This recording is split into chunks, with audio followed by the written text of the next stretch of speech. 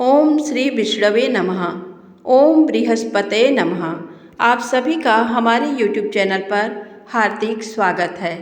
समस्त मनोकामनाओं को पूर्ण करने वाली आज आइए सुने बृहस्पतिवार व्रत की पौराणिक कथा। भारतवर्ष में एक प्रतापी और दानी राजा राज्य करता था। वह नित्य गरीबों और ब्राह्मणों की सहायता करता था। ये बात उसकी रानी को अच्छी नहीं लगती थी। वह न ही गरीबों को दान देती, न ही भगवान का पूजन करती थी और राजा को भी दान देने से मना किया करती थी। एक दिन राजा शिकार खेलने वन को गए हुए थे तो रानी महल में अकेली थी। उसी समय बृहस्पति देव साधु वेश में राजा के महल में भिक्षा के लिए गए और भिक्षा मांगी। रानी ने भिक्षा देने से इनकार किया और कहा, हे साधु महाराज, मैं तो दान पुण्य से तंग आ गई हूँ। मेरे पति सारा धन लुटाते रहते हैं। मेरी इच्छा है कि हमारा धन नष्ट हो जाए, फिर ना रहेगा बांस, ना बजेगी बांसुरी। साधु ने कहा, देवी तुम तो बड़ी विचित्र हो। धन संतान तो सभी चाहते हैं, पुत्र और लक्ष्मी तो पापी के घर भी होने चाहिए। यदि तुम्हारे पास अधिक धन है तो भूखों को भोजन दो, प्यासों के लिए प्याऊ बनवाओ, मुसाफिरों के लिए धर्मशालाएं खुलवाओ। जो निर्धन अपनी कुंवारी कन्याओं का विवाह नहीं कर सकते उनका विवाह करा दो। ऐसे और कई काम हैं जिनके करने से तुम्हारा यश लोक और परलोक में फैलेगा। परंतु रानी पर उपदेश का कोई प्रभाव न पड़ा। वह बोली, महाराज आप मुझे कुछ ना समझाएं। मैं ऐसा धन नहीं चाहती जो हर जगह बांटती फिरूं। साधु ने उत्तर दिया, यदि तुम्हारी ऐसी इच्छा है तो तथास्तु। तुम ऐसा करना कि बृहस्पतिवार को घर लीप कर पीली मिट्टी से अपना सिर धोकर स्नान करना, भट्ठी चढ़ाकर कपड़े धोना। ऐसा करने से आपका सारा धन नष्ट हो जाएगा। इतना कहकर वह साधु महाराज वहाँ से अलोप हो गए। साधु के अनुसार कई बातों को पूरा करते हुए रानी को केवल 3 बृहस्पतिवार ही बीते थे कि उसकी समस्त धन संपत्ति नष्ट हो गई। भोजन के लिए राजा का परिवार तरसने लगा। तब एक दिन राजा ने रानी से बोला कि हे रानी, तुम यहीं रहो, मैं दूसरे देश को जाता हूँ, क्योंकि यहाँ पर सभी लोग मुझे जानते हैं, इसलिए मैं कोई छोटा कार्य नहीं कर सकता। ऐसा कहकर राजा परदेश चला गया। वहाँ वह जंगल से लकड़ी काट कर लाता और शहर में बेचता। इस तरह वह अपना जीवन व्यतीत करने लगा। इधर राजा के परदेश जाते ही रानी और दासी दुखी रहने लगी। एक बार जब रानी और दासी को 7 दिन तक बिना भोजन के रहना पड़ा तो रानी ने अपनी दासी से कहा, हे दासी, पास ही के नगर में मेरी बहन रहती है, वह बड़ी धनवान है।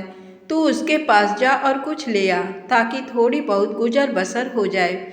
दासी रानी की बहन के पास गई। उस दिन गुरुवार था और रानी की बहन उस समय बृहस्पतिवार व्रत की कथा सुन रही थी। दासी ने रानी की बहन को अपनी रानी का संदेश दिया, लेकिन रानी की बड़ी बहन कोई उत्तर नहीं दिया।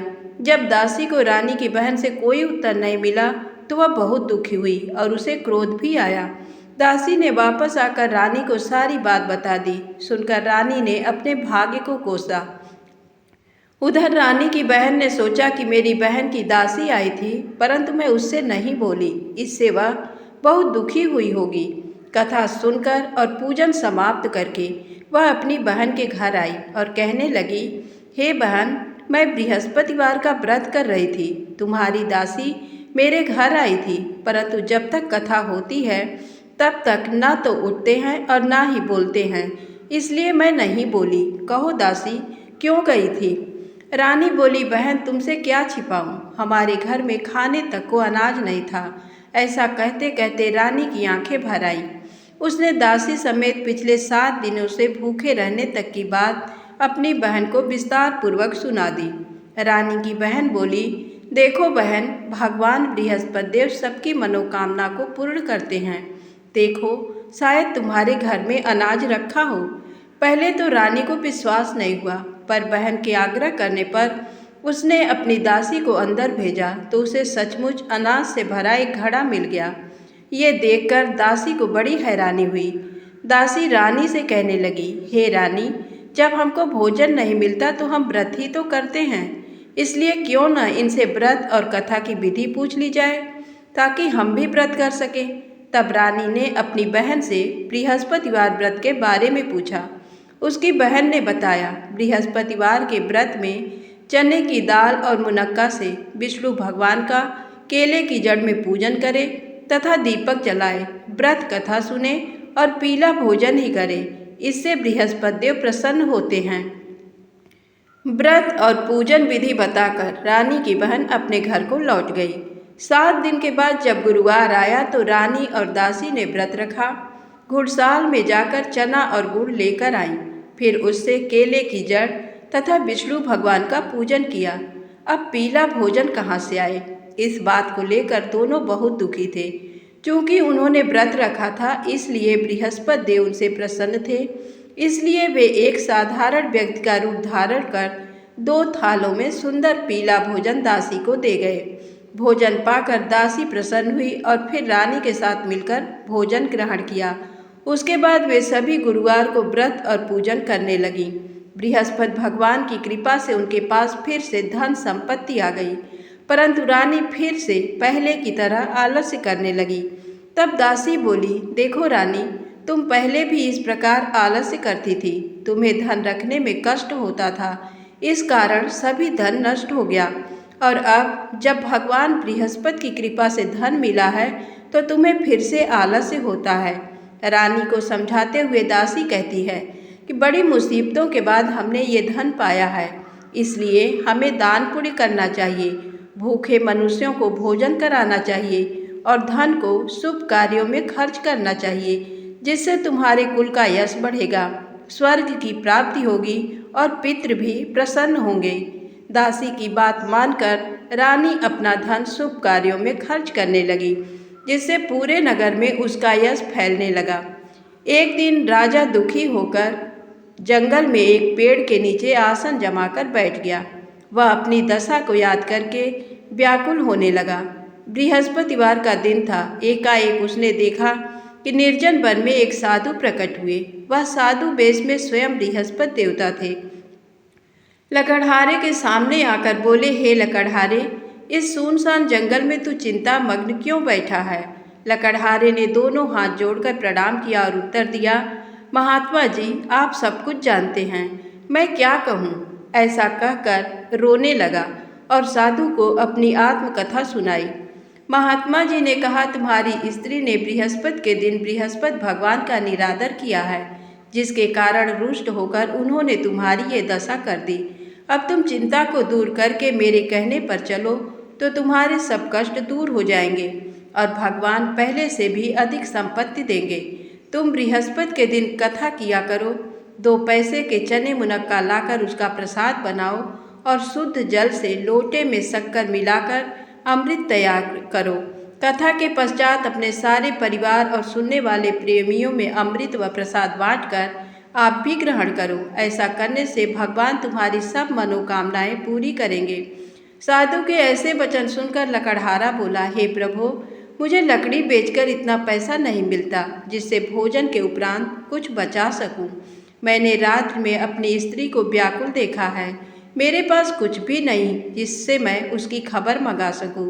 साधु ने कहा, हे लकड़हारे, तुम किसी बात की चिंता मत करो। बृहस्पति के दिन तुम रोजाना की तरह लकड़ियां लेकर शहर को जाओ। तुमको रोज से दुगना धन प्राप्त होगा, जिससे तुम भली भांति भोजन कर लोगे तथा बृहस्पति देव की पूजा का सामान भी आ जाएगा। इतना कहकर साधु अंतर्ध्यान हो गए। धीरे धीरे समय व्यतीत होने पर फिर वही बृहस्पतिवार का दिन आया। लकड़हारा जंगल से लकड़ी काटकर किसी शहर में बेचने गया। उसे उस दिन और दिन से अधिक पैसा मिला। राजा ने चना गुड़ा दिलाकर गुरुवार का व्रत किया। उस दिन से उसके सभी क्लेश दूर हुए। परंतु जब दोबारा गुरुवार का दिन आया तो बृहस्पतिवार का व्रत करना भूल गया। इस कारण बृहस्पति भगवान नाराज हो गए। उस दिन उस नगर के राजा ने विशाल यज्ञ का आयोजन किया तथा शहर में ये घोषणा करा दी कि कोई भी मनुष्य अपने घर में भोजन न बनावे, न आग जलावे, समस्त जनता मेरे यहाँ भोजन करने आवे। इस आज्ञा को जो न मानेगा उसे फांसी की सजा दी जाएगी। इस तरह की घोषणा संपूर्ण नगर में करवा दी गई।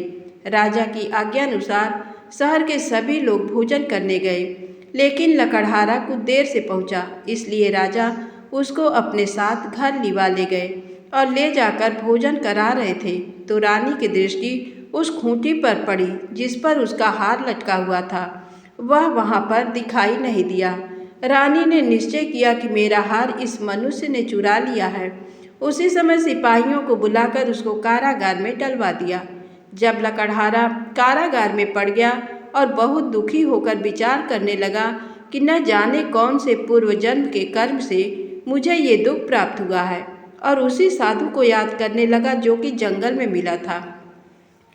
उसी समय तत्काल बृहस्पति देव साधु के रूप में प्रकट हुए और उसकी दशा को देखकर कहने लगे, अरे मूर्ख, तूने बृहस्पति देव की कथा नहीं करी, इस कारण तुझे दुख प्राप्त हुआ है। अब चिंता मत कर। बृहस्पतिवार के दिन कारागार के दरवाजे पर 4 पैसे पड़े मिलेंगे। उनसे तू बृहस्पति देव की पूजा करना, तेरे सभी कष्ट दूर हो जाएंगे। बृहस्पति के दिन उसे 4 पैसे मिले। लकड़हारे ने कथा कही। उसी रात्रि को बृहस्पति देव ने उस नगर के राजा को स्वप्न में कहा, हे राजा, तुमने जिस आदमी को कारागार में बंद कर दिया है वह निर्दोष है, वह राजा है, उसे छोड़ देना। रानी का हार उसी खूंटी पर लटका है। अगर तू ऐसा नहीं करेगा तो मैं तेरे राज्य को नष्ट कर दूंगा। इस तरह रात्रि के स्वप्न को देखकर राजा प्रातःकाल उठा और खूंटी पर हार देखकर लकड़हारे को बुलाकर क्षमा मांगी तथा लकड़हारे को योग्य सुंदर वस्त्र आभूषण देकर विदा कर दिया। बृहस्पति देव की आज्ञा अनुसार लकड़हारा अपने नगर को चल दिया। राजा जब अपने नगर के निकट पहुंचा तो उसे बड़ा आश्चर्य हुआ। नगर में पहले से अधिक बाग, तालाब, कुएं तथा बहुत सी धर्मशाला, मंदिर आदि बन गए हैं। राजा ने पूछा, ये किसका बाग और धर्मशाला है? तब नगर के सब लोग कहने लगे, ये सब रानी और बांदी के हैं। तो राजा को आश्चर्य हुआ और गुस्सा भी आया। जब रानी ने ये खबर सुनी कि राजा आ रहे हैं तो उन्होंने बांदी से कहा कि हे दासी, देख, राजा हमको कितनी बुरी हालत में छोड़ गए थे। हमारी ऐसी हालत देखकर वह लौट न जाए, इसलिए तू दरवाजे पर खड़ी हो जा। आज्ञानुसार दासी दरवाजे पर खड़ी हो गई। राजा आए तो उन्हें अपने साथ लिवा लाई। तब राजा ने क्रोध करके अपनी रानी से पूछा कि ये धन तुम्हें कैसे प्राप्त हुआ? तब उन्होंने कहा, हमें ये धन बृहस्पति देव के इस व्रत के प्रभाव से प्राप्त हुआ है। राजा ने निश्चय किया कि 7 रोज बाद तो सभी बृहस्पति देव का पूजन करते हैं, परंतु मैं प्रतिदिन दिन में 3 बार कहानी तथा रोज व्रत किया करूँगा। अब हर समय राजा के दुपट्टे में चने की दाल बंधी रहती तथा दिन में 3 बार कहानी कहता। एक रोज राजा ने विचार किया कि चलो अपनी बहन के यहाँ हो आवे। इस तरह निश्चय कर राजा घोड़े पर सवार हो अपनी बहन के यहाँ को चलने लगा। मार्ग में उसने देखा कि कुछ आदमी को एक मुर्दे को लिए जा रहे हैं। उन्हें रोककर राजा कहने लगा, अरे भाइयों, मेरी बृहस्पति देव की कथा सुन लो। वे बोले, लो, हमारा तो आदमी मर गया है, इसको अपनी कथा की पड़ी है। परंतु कुछ आदमी बोले, अच्छा कहो, हम तुम्हारी कथा भी सुनेंगे। राजा ने दाल निकाली और जब कथा आधी हुई थी कि मुर्दा हिलने लग गया, और जब कथा समाप्त हो गई तो राम राम करके मनुष्य उठकर खड़ा हो गया। आगे मार्ग में उसे एक किसान खेत में हल चलाता मिला। राजा ने उसे देख और उससे बोले, अरे भैया, तुम मेरी बृहस्पतिवार की कथा सुन लो। किसान बोला, जब तक मैं तेरी कथा सुनूंगा तब तक 4 हरैया जोत लूँगा। जा अपनी कथा किसी और को सुनाना। इस तरह राजा आगे चलने लगा। राजा के हटते ही बैल पछाड़ खाकर गिर गए तथा किसान के पेट में बड़ी जोर का दर्द होने लगा। उस समय उसकी माँ रोटी लेकर आई। उसने जब यह देखा तो अपने पुत्र से सब हाल पूछा और बेटे ने सभी हाल कह दिया। तो बुढ़िया दौड़ी दौड़ी उस घुड़सवार के पास गई और उससे बोली कि मैं तेरी कथा सुनूंगी, तू अपनी कथा मेरे खेत पर चलकर ही कहना। राजा ने बुढ़िया के खेत पर जाकर कथा कही, जिसके सुनते ही वह बैल उठ खड़े हुए तथा किसान के पेट का दर्द भी बंद हो गया। राजा अपनी बहन के घर पहुंचा। बहन ने भाई की खूब मेहमानी की। दूसरे रोज प्रातःकाल राजा जगा तो वह देखने लगा कि सब लोग भोजन कर रहे हैं। राजा ने अपनी बहन से कहा, ऐसा कोई मनुष्य है जिसने भोजन नहीं किया हो? मेरी बृहस्पतिवार की कथा सुन ले। बहन बोली, हे भैया, ये देश ऐसा ही है कि पहले यहाँ लोग भोजन करते हैं, बाद में अन्य काम करते हैं। अगर कोई पड़ोस में हो तो देख आऊं। वह ऐसा कहकर देखने चली गई, परंतु उसे कोई ऐसा व्यक्ति नहीं मिला जिसने भोजन न किया हो। अतः वह एक कुम्हार के घर गई जिसका लड़का बीमार था। उसे मालूम हुआ कि उनके यहाँ 3 रोज से किसी ने भोजन नहीं किया है। रानी ने अपने भाई की कथा सुनने के लिए कुम्हार से कहा। वह तैयार हो गया। राजा ने जाकर बृहस्पतिवार की कथा कही, जिसको सुनकर उसका लड़का ठीक हो गया। अब तो राजा की प्रशंसा होने लगी। एक रोज राजा ने अपनी बहन से कहा कि हे बहन, हम अपने घर को जाएंगे, तुम भी तैयार हो जाओ। राजा की बहन ने अपनी सास से कहा। सास ने कहा, हाँ चली जा, परंतु अपने लड़कों को मत ले जाना, क्योंकि तेरे भाई के कोई औलाद नहीं है। बहन ने अपने भैया से कहा, हे भैया, मैं तो चलूँगी, पर कोई बालक नहीं जाएगा। राजा बोला, जब कोई बालक नहीं चलेगा तब तुम ही क्या करोगी। बड़े दुखी मन से राजा अपने नगर को लौट आया। राजा ने अपनी रानी से कहा, हम निर्वंशी हैं, हमारा मुंह देखने का धर्म नहीं है और कुछ भोजन आदि नहीं किया। रानी बोली, हे प्रभु, बृहस्पति देव ने हमें सब कुछ दिया है, वह हमें औलाद अवश्य देंगे। उसी रात को बृहस्पति देव ने राजा से स्वप्न में कहा, हे राजा, उठ, सभी सोच त्याग दे, तेरी रानी गर्भ से है। राजा की ये बात सुनकर बड़ी खुशी हुई। 9वें महीने में उसके गर्भ से एक सुंदर पुत्र पैदा हुआ।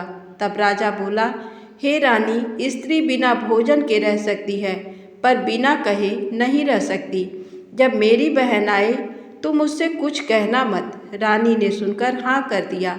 जब राजा की बहन ने यह शुभ समाचार सुना तो वो बहुत खुश हुई तथा बधाई लेकर अपने भाई के यहाँ आई। तभी रानी ने कहा, घोड़ा चढ़कर तो नहीं आई, गधा चढ़ी आई। राजा की बहन बोली, भाभी, मैं इस प्रकार न कहती तो तुम्हें औलाद कैसे मिलती। बृहस्पति देव ऐसे ही हैं, जैसी जिनके मन में कामनाएं हैं सभी को पूर्ण करते हैं।